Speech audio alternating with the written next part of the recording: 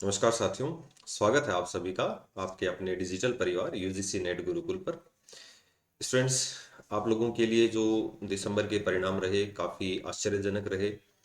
और अगर हम बात करें एनटीए के आंसर कीज को लेकर तो उसके ऊपर भी काफ़ी विवाद रहा। कुछ स्टूडेंट्स के जो हैं वो नेट क्वालिफाई हो पाए, कुछ का पीएचडी क्वालिफाई हो पाया और कुछ का जेआरएफ क्वालिफाई हुआ। जितने होने चाहिए थे उतने नहीं हुए हैं। हालांकि इसको लेकर काफ़ी विरोध है, लेकिन फिर भी मैं आप लोगों से कहना चाहूंगा कि रख हौसला, वो मंजर भी आएगा, प्यासे के पास चलकर समंदर भी आएगा, मंजिल भी मिलेगी ए दोस्त, और मिलने का मजा भी आएगा। तो हौसला नहीं हारना है और फिर से हमें प्रयास करना है। एनटीए यूजीसी नेट सिर्फ आपका एक क्वालिफाइंग एग्जाम है, आपकी लाइफ नहीं है। हमें हमारा टारगेट जो है वो उससे कहीं बढ़कर है। आगे जीवन में काफ़ी कुछ करना है। तो ये जो एग्ज़ाम है इसके लिए अब ज़्यादा मन को दुखी नहीं करना है और आप अपनी जो जून साइकिल वाले एग्ज़ाम है उसकी तैयारी स्टार्ट कर दीजिए। लगभग अपने पास 4 महीने का समय है। काफ़ी बेहतरीन प्रयास करेंगे और इस बार जो शुरुआत है वो हमारी जो है अनुभव के साथ होगी। और अनुभव कभी भी गलत साबित नहीं होता यदि उसको सही तरीके से इम्प्लीमेंट किया जाए। तो आप लोगों के लिए इसी जो आपकी यात्रा है, इस यात्रा में जेआरएफ अड्डा एप्लीकेशन काफ़ी हेल्पफुल रहेगा, जहां से आप लोगों के लिए पेपर फर्स्ट और पेपर सेकंड के कोर्सेज अवेलेबल हैं। साथ ही free daily test, free PDF और फुल लेंथ के मॉक टेस्ट अवेलेबल हैं। तो आप लोग जेआरएफ अड्डा एप्लीकेशन डाउनलोड कर सकते हैं और यहाँ से जो है जून साइकिल वाले पेपर की तैयारी कर सकते हैं। चलिए, आज का जो अपना मुख्य विषय है, एक तो अपन जो है फाइनल आंसर की को लेकर चर्चा करने वाले हैं। पेपर के एनालिसिस को चर्चा करने वाले हैं कि अब क्या और कैसे हमें पढ़ना है और क्या कमियां रह गई उनको हमें दूर करना है। तो सबसे पहले तो एक तो थोड़ा सा जो है आपको यहाँ पर अपने दिमाग में एक थोड़ा सा रखना है कि जो पॉलिटिकल साइंस की थी वो कितनी कट ऑफ गई थी, ताकि उससे क्या होगा कि आप लोग जो जून साइकिल वाला टारगेट है उसके अनुसार काम कर सकेंगे। क्या क्या हमें काम करना है इसको लेकर भी अपन बात करेंगे कि हमें फैक्चुअल बेस्ड क्वेश्चन ज़्यादा पढ़ने हैं या कॉन्सेप्ट वाले क्वेश्चन ज़्यादा पढ़ने हैं। तो इसको लेकर भी अपन कंप्लीट जो है, और साथ में अपन आंसर की जरूर देखेंगे, क्योंकि शायद एक क्वेश्चन जो है वो चेंज हुआ था, बाकी सभी क्वेश्चन सेम रहे हैं। तो पॉलिटिकल साइंस का अगर जेआरएफ की अगर बात करें तो अनरिजर्व कैटेगरी में ध्यान रखना 214 था, ओबीसी नॉन क्रीमिलेयर में 202 था, ईडब्ल्यूएस का 206, एससी का 192 और एसटी का 186। अगर केवल नेट की बात करें तो 188 पर नेट क्वालिफाई हो गया, ये अच्छी बात थी। मेरिट यहाँ पर काफ़ी जो है वो डाउन रही है। 174 ईडब्ल्यूएस और एससी की थी। और एसटी की अगर अपन बात, वो सॉरी, ओबीसी और ईडब्ल्यूएस की, एससी की 162 और एसटी की 158 थी। केवल पीएचडी ओनली जिनका सर्टिफिकेट 1 ईयर के लिए वैलिड रहेगा 164 हाईएस्ट है, और 142 जो है वो एसटी के लिए कट ऑफ रही थी। तो एक तो इसके अकॉर्डिंग थोड़ा सा अपने को दिमाग में रखते हुए, हालांकि पिछली बार काफ़ी हाई थी लेकिन पिछली बार पेपर भी काफ़ी जो था वो इजी था। इस बार पेपर की अगर अपन बात करें तो वो फैक्चुअल क्वेश्चन पे ज़्यादा आ गया। आरपीएससी वाला जो पैटर्न है वो इन्होंने फॉलो किया, जिसके कारण क्वेश्चन का जो लेवल है वो बढ़ा। तो जो स्टूडेंट्स आरपीएससी के अकॉर्डिंग काम कर रहे थे उनका जो है आप लोग देखना, नीचे कमेंट्स में भी मिल जाएगा, उनका जो पेपर है वो क्वालिफाई हो गया इजीली आरपीएससी की तैयारी के साथ, ठीक है। और जो स्टूडेंट प्रॉपर नेट की तैयारी कर रहे थे उनके लिए थोड़ा सा टफ रहा। तो इस अकॉर्डिंग जो है अपन काम भी कर रहे हैं और जो क्लासेज हैं वो भी इसी अकॉर्डिंग अपन ने करने का प्रयास भी किया है। जैसे अपन ने पिछले कुछ वीडियोस में भारत के राष्ट्रपतियों को लेकर चर्चा की, उपराष्ट्रपतियों के क्रम को लेकर चर्चा की, नियंत्रक महालेखा परीक्षक, तो ऐसे कुछ सीटों को लेकर, तो ये सब अपन जो है उसी के अकॉर्डिंग काम करेंगे। तो अब थोड़ी सी चर्चा अपन क्वेश्चन के आंसर की पर भी कर लेते हैं, और साथ ही अपन जो है वो अपने को क्या तैयार करना है उसके अकॉर्डिंग काम करेंगे। तो देखिए, पहला ही क्वेश्चन बहुत जबरदस्त रहा है कि सूची एक को सूची दो से सम्मिलित करना है।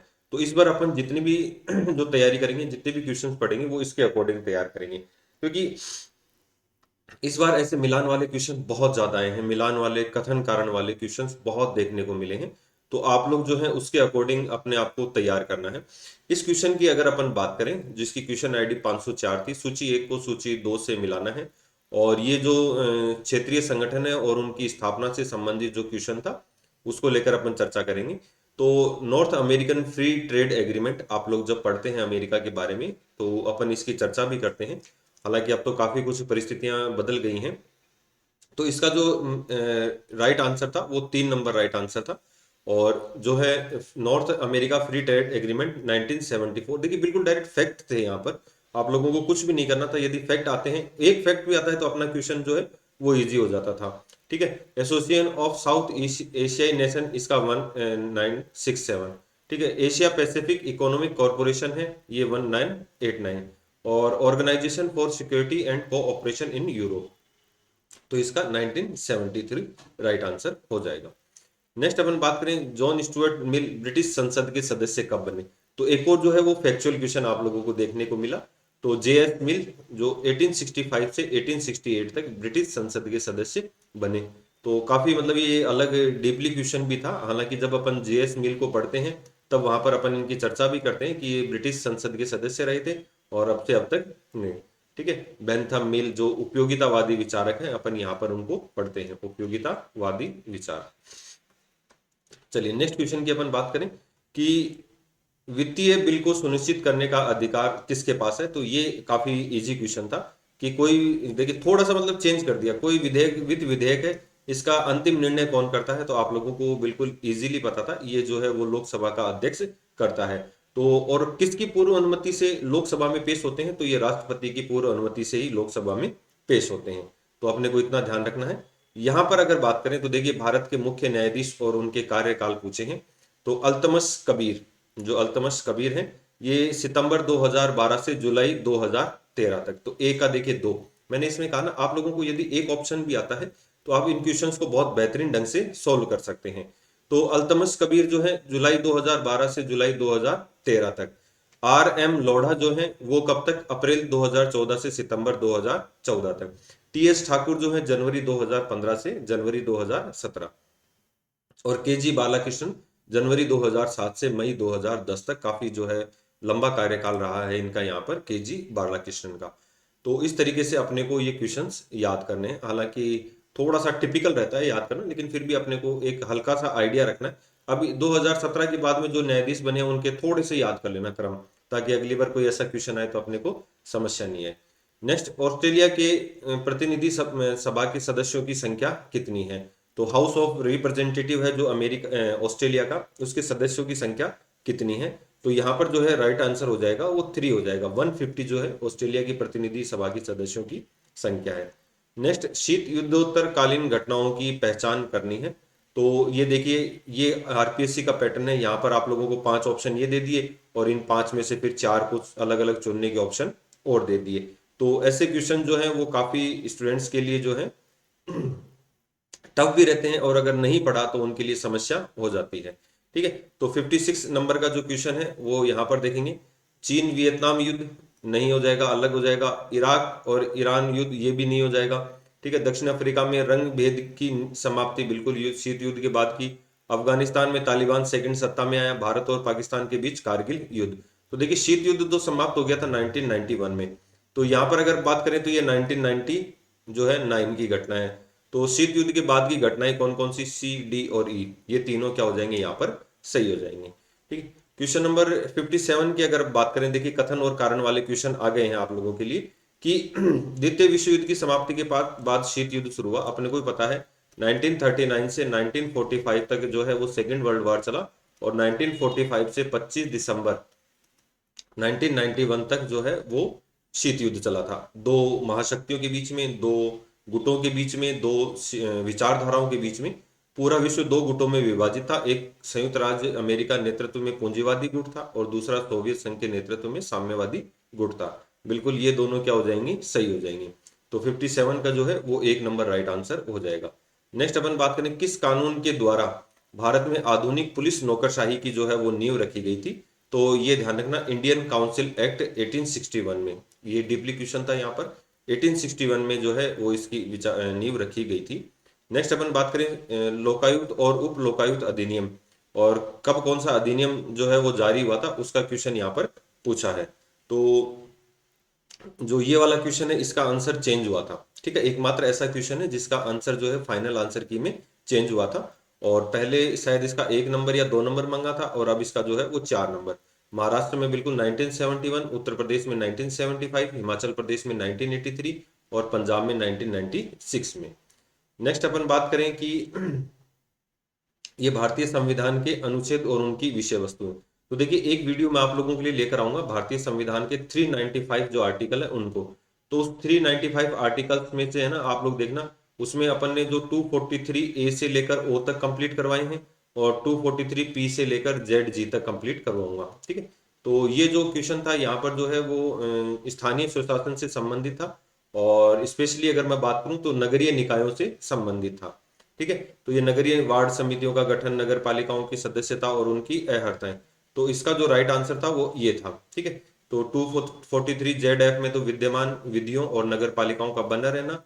जेड डी की अगर बात करें, जिला योजना समिति 243 एस है, तो ये किसकी, वार्ड समितियों का गठन और संरचना। और 243 जो यहाँ पर इन्होंने थोड़ा सा गड़बड़ कर दिया, तो इसकी अगर अपन बात करें तो ये नगर पालिकाओं की सदस्यता की अहर्ता है। हाँ सॉरी, बिल्कुल वी। ठीक है, तो इस तरीके से क्या हो जाएगा, ये क्वेश्चन का राइट आंसर बिल्कुल सही है। नेक्स्ट अपन बात करें 61 नंबर क्वेश्चन में, पर्यावरण पर निम्नलिखित अंतर्राष्ट्रीय महत्वपूर्ण प्रयासों को अवरोही क्रम में सजाना है। तो इसका जो राइट आंसर था वो बिल्कुल ये था, ए बी सी डी और ई। ठीक है, तो पर्यावरण के लिए अपने अलग से टॉपिक दे रखा है, पेपर फर्स्ट में भी है और पेपर सेकंड में भी है। ठीक है, तो इसको मैं आप लोगों को एक बार डिटेल से ऐसे क्वेश्चन सॉल्व और करवा दूंगा। नेक्स्ट अपन बात करें, कथन और कारण वाला क्वेश्चन वापस आ गया। जर्मनी, इटली और जापान के धुरी राष्ट्रों के गठबंधन ने 1940 में त्रिपक्षीय समझौता किया। उपरोक्त गठबंधन वैश्विक शांति के लिए था। तो अगर अपन इस क्वेश्चन की बात करें देखिए कि जो 1939 में दूसरा विश्व युद्ध चल रहा था, ये दूसरा विश्व युद्ध मित्र राष्ट्र वर्सेज धुरी राष्ट्रों के बीच में था। मित्र राष्ट्र वर्सेज धुरी राष्ट्र। तो जर्मनी, जापान और इटली बिल्कुल धुरी राष्ट्र थे, और मित्र राष्ट्रों की संख्या 26 थी, जिन्होंने आगे चलकर 1945 में यूएनओ की स्थापना कर दी थी। तो 62 का जो राइट आंसर हो जाएगा, आप लोग बिल्कुल बता भी सकते हैं, तो 62 का जो राइट आंसर हो जाएगा वो 3 नंबर हो जाएगा, क्योंकि ये वैश्विक शांति के लिए नहीं था, ये जो दूसरा महायुद्ध था उसके लिए इन्होंने ये गठबंधन किया था। और नेक्स्ट, महिलाओं को मानवीय मूल्यों को पुरुषों के तरीके से ही सिखाना चाहिए, न कि पुरुषों की आदि पत्नियों के रूप में। बिल्कुल, एक महिला को जो है वो महिला के मानवीय मानवीय मूल्यों के रूप में ही उसका विकास किया जाना चाहिए। तो इसकी अगर अपन बात करें तो महिलावादी विचारक रही है मैरी वॉल स्टेनोक्राफ्ट, तो इसको मैंने पढ़ा भी दिया है, आप लोग इसको जरूर पढ़ना वहां पर, और काफी अच्छा टॉपिक भी है विचारकों में से। और नेक्स्ट अपन बात करें, वही सूची 1 को सूची 2 से सुमेलित करना है, और यहाँ पर जो इसका राइट आंसर हो जाएगा, लेखक और पुस्तक मानी है, तो यहाँ पर ए का 2, एंड्रयू हेवुड। तो एंड्रयू हेवुड आप लोगों को पता भी है, पॉलिटिकल थ्योरी एंड इंट्रोडक्शन है। डेविड हेल्ड की जो पुस्तक है, political theory and the modern state है। थॉमस जेफरसन की जो है डिक्लेरेशन ऑफ अमेरिकन इंडिपेंडेंस है। और जॉन लॉक की second treatise of civil government है, जिसमें ये समझौतावादी विचारक देते हैं। नेक्स्ट अपन बात करें 65 क्वेश्चन में, स्वामी विवेकानंद के संदर्भ में निम्नलिखित घटनाओं को अवरोही क्रम में सजाना है। तो ये जो है इसका जो राइट आंसर है वो 3 नंबर हो जाएगा। ये स्वामी विवेकानंद द्वारा जो है वो रामकृष्ण मिशन की स्थापना की गई थी। फिर उसके बाद स्वामी विवेकानंद ब्रिटेन की यात्रा पर गए। फिर स्वामी विवेकानंद ने न्यूयॉर्क में वेदांत सोसाइटी की स्थापना की। स्वामी जी ने शिकागो में धर्म संसद को संबोधित किया। और स्वामी विवेकानंद पहली बार कहाँ गए हैं, जापान गए हैं। तो इसका जो है वो 3 नंबर राइट आंसर हो जाएगा।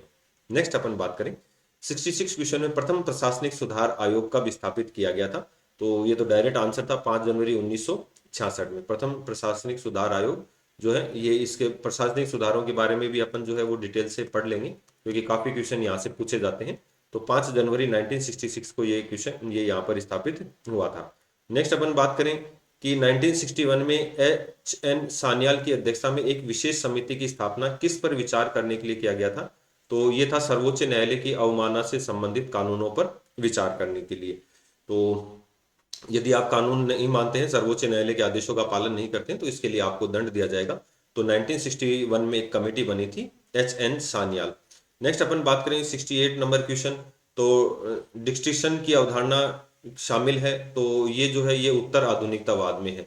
ठीक है, डिस्ट्रक्शन, ठीक है, डिस्ट्रक्शन की जो अवधारणा है ये उत्तर आधुनिकतावाद में सम्मिलित है।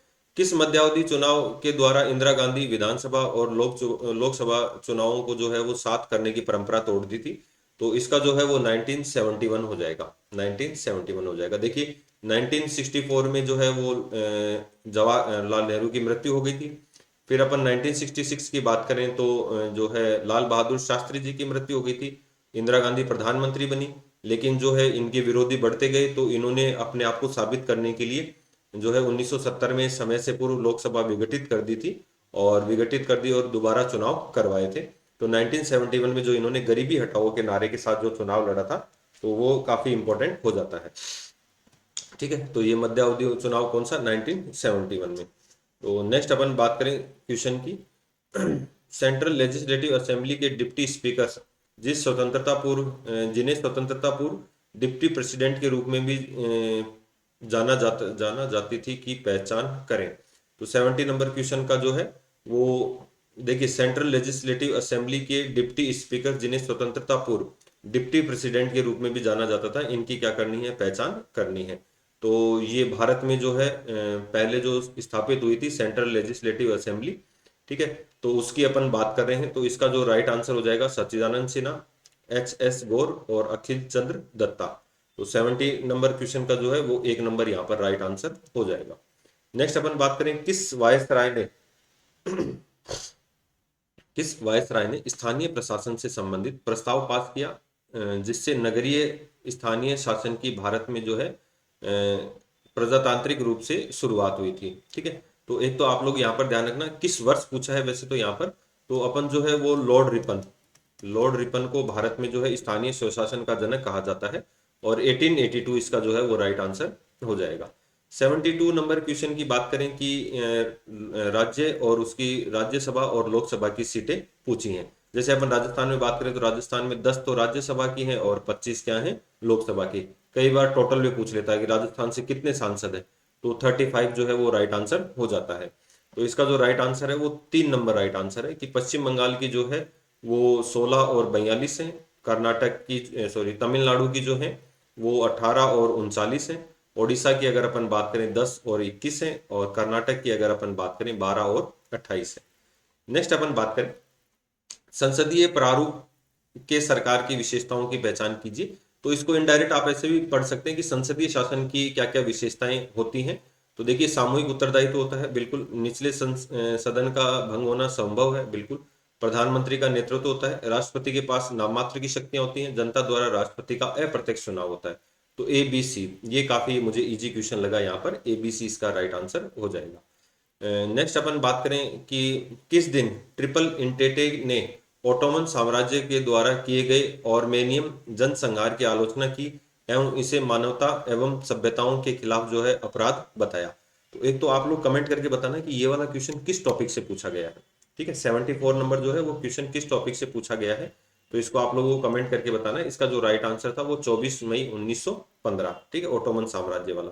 जब साइमन डी जो बुआ अपन कहते हैं दावा करती है कि औरत के तौर पर पैदा नहीं होती, कोई औरत के तौर पर पैदा नहीं होती बल्कि बना दी जाती है, तो ये लिंग भेद की पहचान करती है। तो इसका अगर मैं बात करूं कि ये यूं कहती है कि एक औरत पैदा नहीं होती, उसे क्या कर दी जाती है, बना दी जाती है। तो ये एक पहचान जो स्टारलिस्ट कृत्यों के दोहराव है, तो इसका जो है वो राइट आंसर 1 नंबर हो जाएगा। नेक्स्ट अपन बात करें कि संयुक्त राष्ट्र महासचिवों को उनके कालक्रम के अनुसार अवरोही क्रम में सजाना है। ठीक है, तो अवरोही क्रम में सजाना है उनके कालक्रम के अनुसार। तो यहाँ पर अगर अपन बात करें तो ये जो है इसका सबसे पहले कौन हो जाएगा, बुर्तस बुर्तस घाली। तो C सबसे पहले किसका है, इसका है। ठीक है, CED, ठीक है, फिर B और फिर A। सबसे पहले कौन बने थे, अगर आरोही क्रम में पूछता तो ट्रिक वैली हो जाते, लेकिन अवरोही क्रम में पूछा है तो सबसे पहले कौन हो गए, बुर्तस बुर्तस घाली हो गए।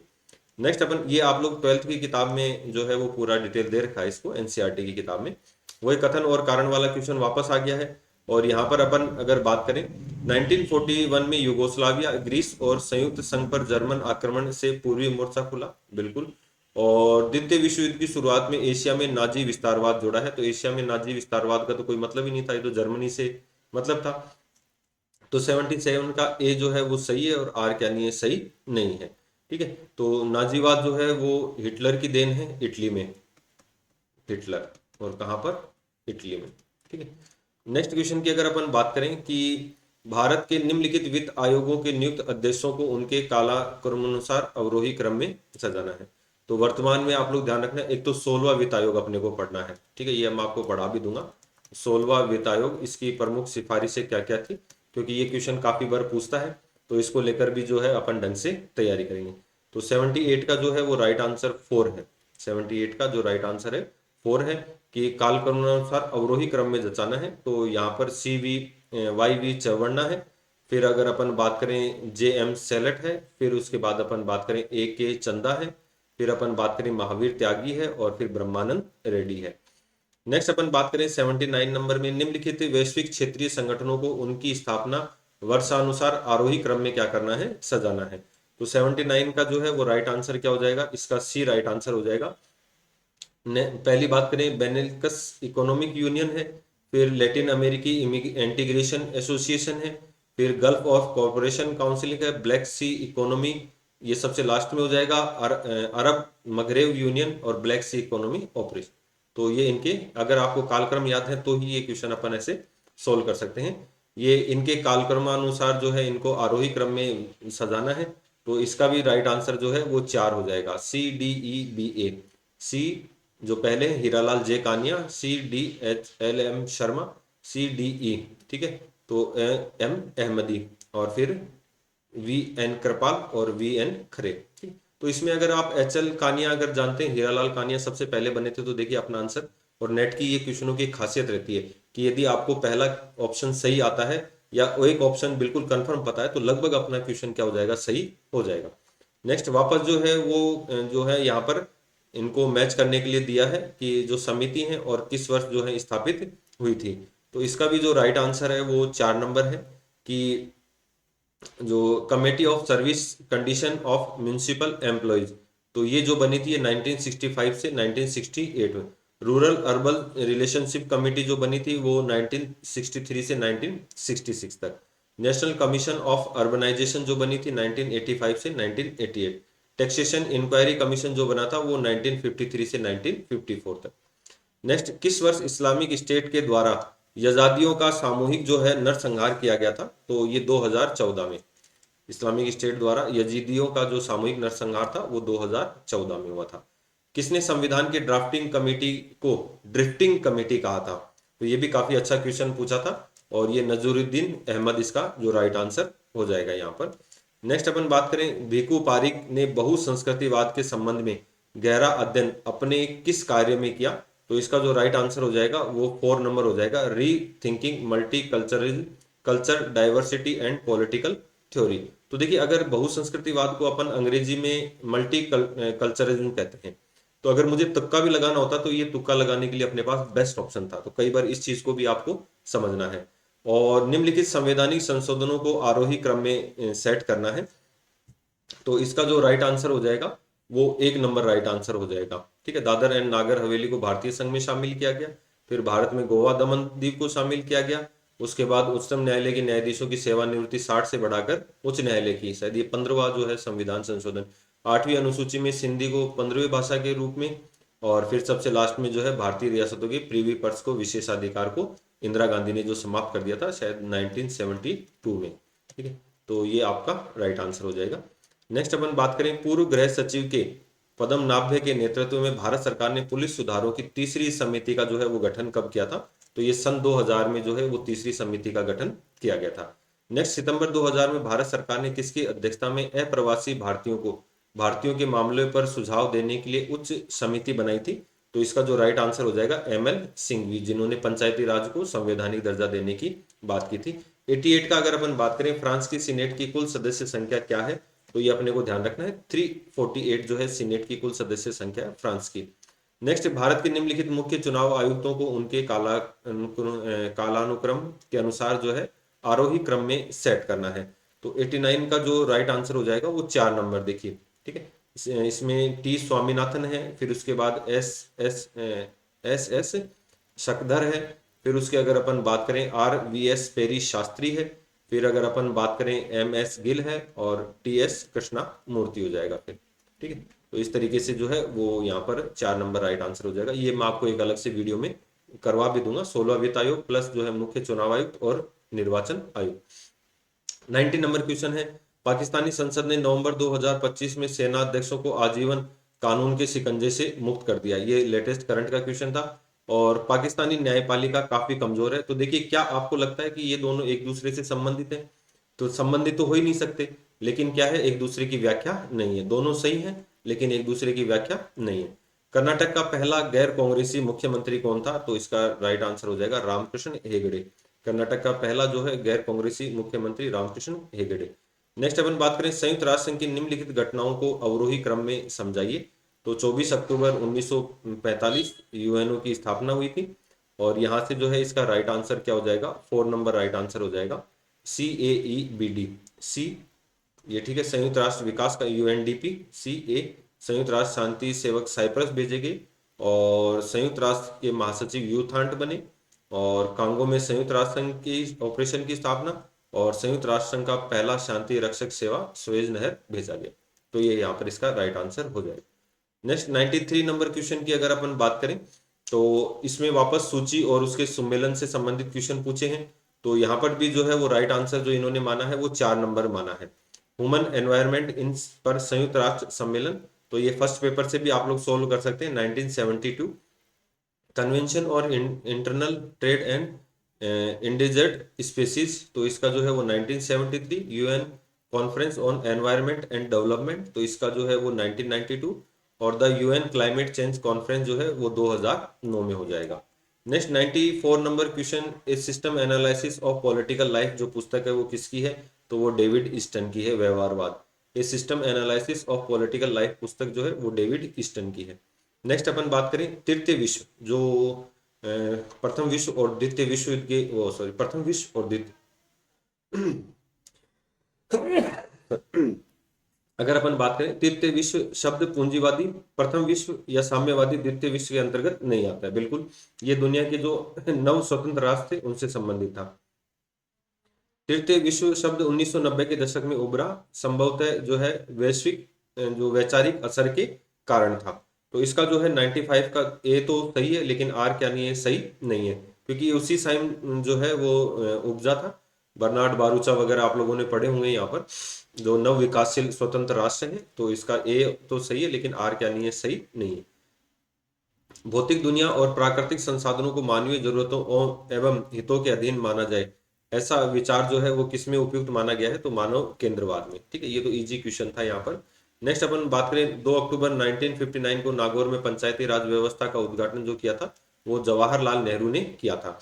तो ये देखिए, यहाँ पर आप आज भी देखेंगे तो एक चबूतरा बनाया हुआ है। ये शायद आज के ही राजस्थान पत्रिका जो आता है उसकी न्यूज है कि 2 अक्टूबर जो है वो 1959 नागौर के बगदरी गांव में जो जवाहरलाल नेहरू द्वारा क्या किया गया था, सबसे पहले पंचायती राज का उद्घाटन किया था। और आंध्र प्रदेश इसको लागू करने वाला जो है पहला राज्य था।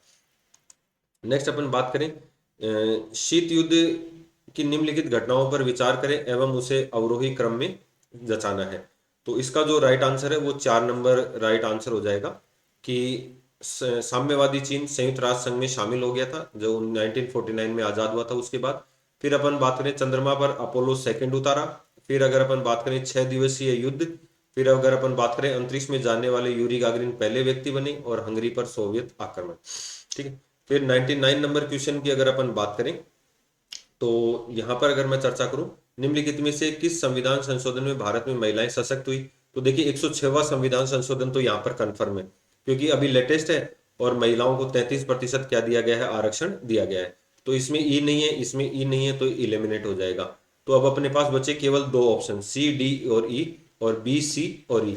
तो सी भी यहाँ पर कॉमन है, सी भी यहाँ पर क्या है? कॉमन है। तो जहां तक हो सके तो देखिए डी 104वां संविधान संशोधन यदि आपको याद है तो आप लोग इसको कट कर देंगे और राइट आंसर क्या हो जाएगा? बी, सी और ई। 73वां और 74वां जो नगरीय और स्थानीय स्वशासन जो है उनमें महिलाओं को 1/3 आरक्षण, और यहाँ पर 106वें में भी वही 1/3 क्या दिया गया? आरक्षण दिया गया। तो ये यहाँ पर हो जाएगा। नेक्स्ट अपन बात करें, लोकसभा अध्यक्षों को निम्नलिखित आरोही क्रम में सजाना है। तो इसका जो राइट आंसर हो जाएगा वो, ये क्वेश्चन मैंने आप लोगों को डिटेल से अपने चैनल पर सॉल्व भी करवा रखा है, तो आप लोग इस क्वेश्चन को वहां पर देख सकते हैं। ठीक है, तो इसमें गुरदयाल सिंह ढिल्लन, फिर अपन बात करें बलिराम भगत, फिर अपन बात करें नीलम संजीव रेड्डी, फिर अगर अपन बात करें KS हेगड़े और रवि राय। तो ये इसका राइट आंसर हो जाए। नेक्स्ट अपन बात करें, सूची एक को सूची दो से सुमेलित करना है और लेखक हैं और उनकी पुस्तकें हैं। तो यहाँ पर इसका जो राइट आंसर हो जाएगा वो एक नंबर राइट आंसर हो जाएगा, क्योंकि एन वुल्फ जो पुस्तक है वो imperialism and civilization, Hans Kohn की जो पुस्तक है वो nationalism and liberty, C J H Hayes की जो पुस्तक है वो एसेज ऑन नेशनलिज्म, और जॉन मर्सी महर की पुस्तक है a tragedy of great power politics. तो एक नंबर जो है इसका राइट आंसर हो जाएगा। नेक्स्ट अपन बात करें, ये संधियां हैं, और अभी आप लोगों ने देखा भी होगा 60 सेकंड अब समाप्त हो गई है और बाकी संधियां अभी तक बनी हुई हैं। तो स्ट्रेटेजिकल आर्ट लिमिटेशन संधि, इस इंटरमे जो साल्ट आई एन एफ और स्टार्ट सेकंड और एस ओ टी आर, तो 102 का जो राइट आंसर हो जाएगा वो 4 नंबर हो जाएगा। ठीक है, ये 1972 में हुई थी। तो ये लोग आप 12th की एनसीईआरटी की किताब में पहले लेसन में ही दे रखी है। नेक्स्ट अपन बात करें, अमेरिका के किस राष्ट्रपति ने भारत के बारे में कहा था कि मैं मानता हूं कि काफी दुखद है कि भारत के 600 मिलियन लोगों ने वो सारा अधिकार खो दिया जो 1940 के दशक के बीच से ही उनके पास था। मैं विश्वास करता हूं कि अमेरिका ने जिन लोकतांत्रिक प्रक्रियाओं को हम जानते हैं वह भारत में जल्द स्थापित हो जाएंगी। तो यहाँ पर अगर अपन बात करें, इसका जो है वो दो राइट आंसर हो जाएगा। ठीक है, कि गेराल्ड फोर्ड, ये भारत ने क्या था कि पूंजीवाद को नहीं अपनाया था। भारत ने क्या नहीं किया था, पूंजीवाद को नहीं अपनाया था। तो भारत ने जो है वो मिश्रित अर्थव्यवस्था को अपना लिया था और अपना जो यूएसएसआर की तरफ क्या था, झुकाव था। तो इस बात से अमेरिका थोड़ा सा क्या था, नाराज था। नेक्स्ट अपन बात करें, नरसिम्हा राव कहां से चुनाव लड़े थे और जीते थे। तो 104 का एक हो जाएगा, आंध्र प्रदेश, उड़ीसा और महाराष्ट्र। नेक्स्ट अपन बात करें, वैश्विक स्तर पर निरंकुश सत्ता वाले देशों की क्या करनी है, पहचान करनी है। तो देखिए, क्या भारत में निरंकुश सत्ता है क्या, तो जहां पर सी ऑप्शन होगा वो क्वेश्चन तो ऑप्शन तो वैसे ही गलत हो जाएगा। तो 105 की अगर अपन बात करें तो केवल डी और ई, उत्तरी कोरिया और सऊदी अरब। ठीक है, नेक्स्ट अपन बात करें कि डॉक्टर राजेंद्र प्रसाद जो है संविधान सभा के अध्यक्ष के तौर पर कब चुने गए थे। तो आप लोगों को पता ही है, दूसरी बैठक 11 दिसंबर 1946। ठीक है, बी एन राव को यहाँ पर संवैधानिक सलाहकार, एच सी मुखर्जी को उपाध्यक्ष बनाया गया था, और जो पहली बैठक हुई थी उसमें सच्चिदानंद सिन्हा को अस्थायी अध्यक्ष बनाया गया था।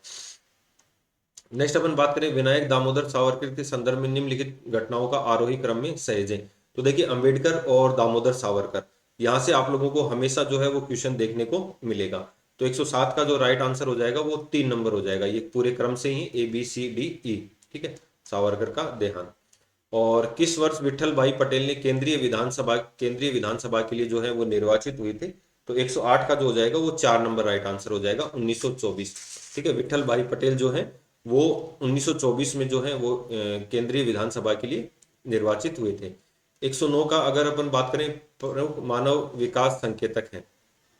तो इसका जो राइट आंसर हो जाएगा वो लंबी एवं स्वस्थ जीवन जीना, ये समानता पर नहीं होगा। ठीक है, और इसका अगर मानव सुरक्षा सुनिश्चित करना, अच्छा मानव भविष्य की पीढ़ियों के लिए संसाधनों की रक्षा करना। तो ये जो बिल्कुल ए सी और ई 3 नंबर जो है राइट आंसर हो जाएगा। नेक्स्ट अपन बात करें, डॉक्टर सच्चिदानंद सिन्हा अध्यक्ष के तौर पर किसकी प्रारंभिक डॉक्टर सच्चिदानंद सिन्हा के ने अध्यक्ष के तौर पर किसकी प्रारंभिक सत्र की अध्यक्षता की थी। तो 110 का जो राइट आंसर हो जाएगा वो संविधान सभा, पहली बैठक में अभी मैंने आपको बताया अस्थायी अध्यक्ष चुने गए थे। महान्यायवादियों को उनके कालानुक्रमानुसार आरोही क्रम में, तो ये एक महान्यायवादी का भी मैं आप लोगों को करवा दूंगा। ठीक है, महान्यायवादी का भी टॉपिक मैं आप लोगों को जो है क्रमबद्ध करवा दूंगा। तो 111 का जो राइट आंसर हो जाएगा वो A B D E C, 1 number A B D E C यहाँ पर राइट आंसर हो जाएगा। ठीक है, नेक्स्ट अपन बात करें 112, किसने the India way strategies for the unrest world पुस्तक की जो है वो रचना की थी। तो यहाँ पर एस जयशंकर, भारत के जो विदेश मंत्री हैं एस जयशंकर, इनके द्वारा। और वेस्टफेलिया शांति समझौते पर हस्ताक्षर कब किया गया था। तो 113 का जो है अक्टूबर 1648 में। किसने सत्य को मेटरनेटिव्स के प्रति अविश्वसनीयता बताया था। तो यहाँ पर जो है जीन फ्रेंकोइस लियोटार्ड। नेक्स्ट अपन बात करें, फिर वापस मिलान वाला क्वेश्चन आ गया और काफी अच्छा क्वेश्चन था। हालांकि कुछ ऑब्जेक्शन स्टूडेंट्स ने यहाँ पर लगाए थे लेकिन एनटीए ने इसको मानने से इनकार कर दिया। तो इसका जो राइट आंसर हो जाएगा वो दो, आईएमएफ की स्थापना। तो यहाँ पर ध्यान रखना 1947 स्थापना पहले हो गई थी ब्रेटन वुड में, लेकिन इसने 1947 में काम करना शुरू किया था। विश्व व्यापार संगठन की जो है वो 1995 में, और आईबीआरडी जो विश्व पुनर्निर्माण एवं विकास बैंक है 1946। और अगर अपन बात करें general agreement on trade and tariff जो है वो 1948 में। नेक्स्ट अपन बात करें कि कथन और कारण वाला क्वेश्चन है, इसकी अगर अपन चर्चा करें तो इसका जो राइट आंसर है उसकी अगर अपन बात करें, सुन जू के दी आर्ट ऑफ वार में विरोधियों के रणनीतिक और गुट पर हमला की वकालत की थी, जिसमें धारणा और मनोवैज्ञानिक भी समाहित है। और चीन एक शांतिप्रिय देश है और शांतिपूर्ण साधनों से अन्य देशों के विवादों का समाधान में विश्वास रखता है। तो इस क्वेश्चन को तो आप लोग भी समझ सकते हैं, ए तो सही हो जाएगा, लेकिन आर क्या नहीं है, सही नहीं है। ठीक है। नेक्स्ट अपन बात करें, नीचे दो कथन दिए गए हैं असरेशन और रीजन, तो उनके बारे में कि 10 जनवरी 1966 को पाकिस्तान जो युद्ध हुआ था, भारत पाकिस्तान युद्ध 65 वाला, अयूब खान और भारत के प्रधानमंत्री जो लाल बहादुर शास्त्री थे, इन्होंने ताशकंद घोषणा पत्र पर हस्ताक्षर किए। भारत और पाकिस्तान के बीच शांति फ्रेमवर्क बनाने के लिए शांतिपूर्ण घोषणा क्या था, प्रतिबद्ध था। तो आर और ए दोनों सही थे और आर ए की सही व्याख्या थी। नेक्स्ट अपन बात करें, किस विश्वविद्यालय ने 1975 में लगाए गए आपातकाल के खिलाफ जो है आंदोलन शुरू किया था, तो इसका जो है वो दिल्ली विश्वविद्यालय डीयू के द्वारा 1975, इंदिरा गांधी। श्यामा प्रसाद मुखर्जी हैं जो बंगाल के विधान परिषद के अध्यक्ष किस वर्ष निर्वाचित हुए थे, तो ये 1929 में हुए थे। ठीक है। तो 119 का जो हो जाएगा वो 3 नंबर राइट आंसर हो जाएगा। नेक्स्ट अपन बात करें कि वही सूची 1 को सूची 2 से सुमेलित करना है, और जे एन भगवती हैं, जॉन आर्ट हैं, वंदना शिवा हैं। तो जे एन भगवती जिनको अपन जो है न्यायिक सक्रियता के लिए जानते हैं, तो 120 का जो राइट आंसर हो जाएगा वो 4 नंबर हो जाएगा। ए आर बोल, तो ए आर बोल द्वारा इको फेमिनिज्म की जो है वो रचना की गई थी, बिल्कुल। और भगवती द्वारा जो है इन डिफेंस ऑफ ग्लोबलाइजेशन। और यहाँ पर जॉन आर्ट की बात करें तो ग्लोबलाइजेशन एक क्रिटिकल इंट्रोडक्शन। और वंदना शिवा की जो पुस्तक है ये सॉरी एक मिनट, इसको थोड़ा सा वापस देखिए, वापस देखते हैं। ए आर बॉल की जो पुस्तक है मॉडर्न पॉलिटिक्स एंड गवर्नमेंट, ठीक है। जे एन भगवती की कौन सी हो जाएगी, and defence of globalization. John Art की जो है वो हो जाएगी यहाँ पर द ग्लोबलाइजेशन ए क्रिटिकल, और वंदना शिवा की इको फेमिनिज्म, ठीक है, नारीवादी विचार है। नेक्स्ट अपन बात करें वही किताबों और उनकी पुस्तकों की जो वापस है वो मिलान करना है, तो यहाँ पर ये है राइट आंसर, 1 नंबर इसमें यहाँ पर राइट आंसर माना है। ठीक है। तो ये ठीक था क्वेश्चन, ज्यादा टफ नहीं था। वही कथन कारण का वापस आ गया क्वेश्चन। 1929 में स्वामी सहजानंद जो थे सरस्वती ने बिहार प्रोविंशियल किसान सभा का गठन किया, जो जमींदारों द्वारा किसानों के दखल अधिकारों पर हमला करने के विरुद्ध मांग की लामबंद के लिए था। और कांग्रेस के 1936 के लखनऊ अधिवेशन में ऑल इंडिया किसान सभा का गठन हुआ, जिसके अध्यक्ष स्वामी सहजानंद सरस्वती थे। तो 122 का के जो है वो 1 नंबर राइट यहाँ पर हो जाएगा। 122 का जो है 1 नंबर, दोनों सही है और आर ए की सही व्याख्या है। नेक्स्ट 123 की, यह बहुत ही राक्षसी कृत्य था जिस किस ब्रिटेन प्रधानमंत्री ने जालियांवाला बाग हत्याकांड के बारे में जो बयान दिया, तो विस्टन चर्चिल। तो यहाँ पर राइट आंसर क्या है, विस्टन चर्चिल। वही कथन कारण वाला वापस क्वेश्चन आ गया है। और 1970 के दशक में फ्रेंच अधिकारवादी फ्रांकोइस डी यूबान के द्वारा नारी पर्यावरणवाद शब्द की खोज के बाद से ही नारी सोच एक प्रमुख पहलू बन गया। नारी पर्यावरणवादी जलवायु परिवर्तन के खतरे के लिए, नारी पर्यावरणवादी जलवायु परिवर्तन के लिए जो है खतरे के लिए जिम्मेदार हैं। तो 124 का जो है वो 3 नंबर, ए तो सही है लेकिन आर क्या नहीं है, सही नहीं है। नेक्स्ट अपन बात करें, किसने राजनीति को मूल्यों का आधिकारिक आवंटन बताया है, ये आप लोगों का सबका सही हुआ होगा, डेविड ईस्टन हो जाएगा। नेक्स्ट अपन बात करें, 1947 में जवाहरलाल नेहरू भारत के प्रधानमंत्री बने, और नेहरू के नेतृत्व से जो जुड़ी हुई घटनाएं हैं उनकी चर्चा करनी है। तो 1950 में जो है वो नेहरू राष्ट्रीय आयोग जो है योजना आयोग के अध्यक्ष बने थे, क्योंकि योजना आयोग का अध्यक्ष कौन होता है, प्रधानमंत्री। चीन का दौरा किया 1958 में, नहीं किया था, ये 1954 में। आम चुनाव, और 1952 में 5 आईआईटी में से पहले स्थापना, और 1950 में भारत नेपाल के साथ शांति हस्ताक्षर किए थे। तो इसका जो राइट आंसर हो जाएगा ACDE राइट आंसर हो जाएगा 126। 127 की अगर बात करें, कथन कारण वाला है। 1901 में ब्रिटिश वायसराय लॉर्ड कर्जन ने कहा कि हिमालय को पार करके तिब्बत पर कब्जा करना हमारे लिए पागलपन होगा। और ब्रिटेन की नीति 1950 से 11 के 1905 से 11 के दौरान चीन को तिब्बत पर अपना प्रभुत्व बढ़ाने में काफी सहायता की। तो ये दोनों सही है और एक दूसरे की क्या है, सही व्याख्या है। नेक्स्ट, भारत के निम्नलिखित उपराष्ट्रपतियों को उनके कालानुक्रम के अनुसार सजोना है। ये वीडियो मैंने आप लोगों को करवा रखा है। तो इसमें ADECB, ठीक है, ADEC और B, ठीक है, ये मैंने आप लोगों को क्रम से करवा रखा है, आप उस वीडियो को जरूर देख लेना। 129 में जो बात करें 2019 में श्री नरेंद्र मोदी के नेतृत्व में राष्ट्रीय जनतांत्रिक गठबंधन सत्ता में दूसरी बार आया। राजग के दूसरे काल की कुछ महत्वपूर्ण घटनाओं की यहाँ पर अपने को चर्चा करनी है। तो 2019 में महिला जो मुस्लिम महिला protection of rights marriage bill था वो, और transgender person protection of right पारित किया गया था। ठीक है। और 2021 में पशु अधिनियम है, जम्मू कश्मीर पुनर्अधिनियम 2019, और केंद्र ने संविधान ये 2019। ठीक है। तो 129 का केवल ए और बी राइट हो जाएंगे, बाकी सब क्या हो जाएंगे, गलत हो जाएंगे। रेलवे के प्रशासन को व्यवस्थित करने के लिए संघीय रेलवे प्राधिकार को स्थापित किसके अनुसार किया गया था? तो 130 का जो राइट आंसर हो जाएगा वो 4 नंबर 1935 का गवर्नमेंट ऑफ इंडिया एक्ट हो जाएगा। और हन्ना आरेंट ने अपनी पुस्तक द ह्यूमन कंडीशन में मानवीय गतिविधियों के 3 स्तरों की पहचान की, श्रम, कार्य और क्रिया। तो जो 131 है इसमें जो राइट आंसर हो जाएगा, सही उत्तर कौन सा हो जाएगा? ए, बी, सी और ई। ए, बी, सी और ई, डी यहाँ पर क्या हो जाएगा, गलत हो जाएगा। ठीक है। अन्ना आरेंट मैंने आप लोगों को पढ़ा भी रखा है, तो आप लोग उसको जरूर देखना। श्रम, कार्य और क्रिया से संबंधित उनके मानवीय जो 3 स्तर है। किस विदेश प्रधानमंत्री ने 4 नवंबर 2017 को सऊदी अरब यात्रा के दौरान इस्तीफा देने की घोषणा की थी? तो ये काफी वैसे पुराना क्वेश्चन पूछा है। तो 2 नंबर लेबनान के प्रधानमंत्री थे। और निम्नलिखित वैश्विक घटनाओं को अवरोही क्रम में जो है वो सेट करना है। तो 133 का जो हो जाएगा 2 number EDABC, EDABC right answer हो जाएगा। संयुक्त राज्य अमेरिका के संविधान की किस धारा में न्यायपालिका के बारे में उल्लेखित है? तो 134 का जो है वो 4 नंबर धारा 3। यहाँ पर सूची 1 को सूची 2 से सुमेलित करना है। क्षेत्रीय संगठन है और उनके सदस्यों की संख्या। तो यहाँ पर भी इस क्वेश्चन पे भी स्टूडेंट्स का काफी ऑब्जेक्शन था, लेकिन एनटीए ने इस आंसर को जो है वो चेंज नहीं किया है, सेम आंसर माना है। तो यहाँ पर जो राइट आंसर हो जाएगा वो 4 नंबर ही राइट आंसर हो जाएगा।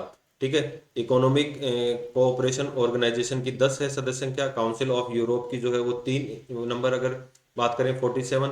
आसियान रीजनल फोरम आप लोगों को पता ही है 27 है। और अफ्रीकी यूनियन की जो है वो 54 सदस्य संख्या है। नेक्स्ट अपन बात करें किस वर्ष संयुक्त राज्य अमेरिका सर्वोच्च न्यायिक पुनरावलोकन, तो न्यूबरी बनाम जो मेडिसन केस था 1803 का, तो इसका 136 का जो है वो 1 नंबर राइट आंसर हो जाएगा। नेक्स्ट अपन बात करें कि किस दिन अमेरिकी राष्ट्रपति वुडरो विल्सन ने 14 सूत्रीय प्रस्ताव जो है वो पारित किया था? तो 3 नंबर जो है राइट आंसर हो जाएगा 8 जनवरी 1918 को। नेक्स्ट अपन बात करें संयुक्त संप्रभु बंगाल 1947 का प्रस्ताव किसने किया था? तो 138 में जो है वो अब्दुल हासिम, 138 में जो है संयुक्त संप्रभु बंगाल 1947 का प्रस्ताव किसने किया था? अब्दुल हासिम ने किया था 138 में। नेक्स्ट अपन बात करें शीत युद्ध की घटनाओं की पहचान करनी है। तो इसमें अपन ने पहले भी करवाया था, ए, बी और सी। कोरिया युद्ध है, वियतनाम है और क्यूबा। सूडान विभाजन और रूस का यूक्रेन आक्रमण ये वर्तमान घटना है। नेक्स्ट अपन बात करें जो है सूची 1 को सूची क्रांति और उनकी या युद्ध और उनके वर्षों का, तो 1971 में बांग्लादेश का उदय हुआ था, इतना तो आप सब लोग जानते भी होंगे। ठीक है। तो 1971 में क्या था? बांग्लादेश का उदय। तो अगर अपन बात करें सी का 2 किसमें है? ठीक है। सी का 2 देखिए केवल एक इसी में ही है। तो 140 का जो है वो 2 नंबर राइट आंसर हो जाएगा। नेक्स्ट अपन बात करें कि जो ये आप लोगों ने जो काफी इजी क्वेश्चन थे, ईस्ट तिमोर, तिमोर लेसेटे के नाम से जाना जाता है। 300 वर्षों से ज्यादा समय से पुर्तगाली उपनिवेश, और पुर्तगालियों की वापसी के बाद इंडोनेशियाई फौज ने 1975 में आक्रमण। इतिहास में सबसे लंबे तथा सबसे खूनी जो गुरिल्ला युद्ध है ईस्ट तिमोर के लगभग 6,50,000 जो थे में से 1/3 जन मृत्यु, संहार और बम धमाकों के ऊपर और भूख से हुई। इंडोनेशिया अधिनायक सुहर्तो के पतन के पश्चात 1999 में एक जनमत संग्रह और 75% ईस्ट तिमोर के लोगों ने स्वतंत्रता के पक्ष में मतदान किया। तो ये जो 10 क्वेश्चन थे ये आप लोगों को थाली में परोस के मिले, काफी इजी क्वेश्चन थे यहाँ पर। तो 141 का जो राइट आंसर हो जाएगा वो 3 नंबर 75। ठीक है। और 142 का जो है वो 2 नंबर 300 से वर्षों से ज्यादा जो है यहाँ पर ये डायरेक्ट दे रखा है, 300 वर्षों से ज्यादा इन्होंने जो किया। फिर नेक्स्ट अपन बात करें कि जनमत संग्रह जो है वो कब हुआ था? तो आप लोग देख सकते हैं 1999 में। ठीक है। तो 143 का 3 नंबर। 144 की अगर अपन बात करें तो कब आक्रमण किया था? तो अब 1975 में, 144 का 1 नंबर। और नेक्स्ट अपन बात करें 145 का कि जो 6,50,000 का जो है अपने को क्या करना है? 1/3 निकालना है। तो 2,17,000 ये क्या हो जाता है? 1/3 हो जाता है। और ये अपने पंचायती राज से संबंधित था, काफी इजी था, बिना पढ़े भी हो सकता था। बलवंत राय जो मेहता समिति, एक तो इन्होंने जो है सामुदायिक विकास कार्यक्रम था, ठीक है। एक तो सामुदायिक विकास कार्यक्रम था और एक राष्ट्रीय विस्तार सेवा कार्यक्रम था, इसकी जांच करने के लिए। और बलवंत राय मेहता समिति ने स्थापना की थी त्रिस्तरीय, अपने को सबको पता ही है, तो 147 का 4 नंबर है। और 148 का अगर बलवंत राय मेहता समिति की जो नियुक्ति है वो कब की गई थी, तो 148 का जो है वो 1957 हो जाएगा। और 149 में बलवंत राय मेहता की अनुशंसा नहीं थी, तो अनुच्छेद के अनुसार जिला स्तर पर बलवंत राय, तो जिला परिषद की स्थापना, बिल्कुल ये सॉरी जिला परिषद की स्थापना, तो यहाँ पर जो है वो राइट आंसर क्या हो जाएगा, जिला परिषद। ठीक है, 149 का 1 नंबर। और 150 जो लास्ट क्वेश्चन था, इसमें जो है बलवंत राय मेहता जो है लोकतांत्रिक विकेंद्रीकरण। ठीक है, तो ये स्टूडेंट्स अपना जो क्वेश्चन पेपर था, और 150 क्वेश्चन जो है अपने पॉलिटिकल साइंस के 100 क्वेश्चन थे। तो अपने को अब क्या करना है, इसके अकॉर्डिंग तैयारी करनी है। तो धीरे धीरे कुछ टॉपिक मैंने इसके अकॉर्डिंग करवा भी रखे हैं, और जो बचे हुए टॉपिक हैं वो मैं आपको करवा भी दूंगा। ठीक है, तो वीडियो अगर पसंद आए तो लाइक शेयर जरूर करना, चैनल को सब्सक्राइब कर लेना। मिलते हैं अपन नेक्स्ट डिटेल के साथ। और पेपर को ढंग से एनालिसिस करना, और काफ़ी बेहतरीन पेपर था, फैक्चुअल क्वेश्चन थे जहां पर आप लोगों को डीपली पढ़ने की आवश्यकता है, और पेपर का स्तर धीरे धीरे अब बढ़ेगा। ठीक है, तो ये चीज़ आप लोग ध्यान रखना। तो चलिए आज के सेशन को यहीं विराम देते हैं। थैंक यू वेरी मच, जुड़े रहिए चैनल के साथ, चैनल को सब्सक्राइब जरूर करें।